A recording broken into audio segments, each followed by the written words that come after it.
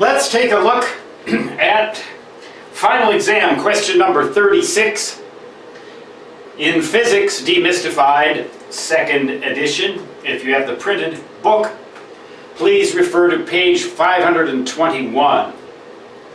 The question simply goes like this. We can express the force that a gravitational field exerts on a known mass in terms of, and then we are given 5 choices and various combinations of fundamental units in the standard international system of units. Well, let G represent the acceleration of gravity. Now that is expressed in meters per second squared.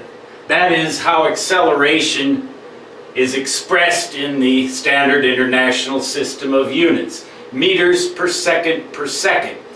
On the Earth, the acceleration of gravity is around 9.8 meters per second squared. On other planets, it might be less. On Mars, it's about maybe 37% as much, maybe 3.6 or so meters per second squared. On larger planets like Jupiter, it might be on the order of 25 meters per second squared, although Jupiter, you're not going to be on the surface of Jupiter because, number one, that planet has no surface. At least astronomers think it doesn't.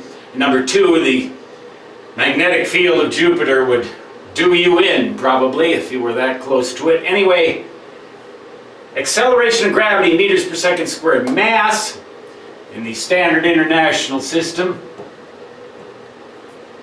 is expressed in kilograms. So the force, the gravitational force, remember, force equals mass times acceleration.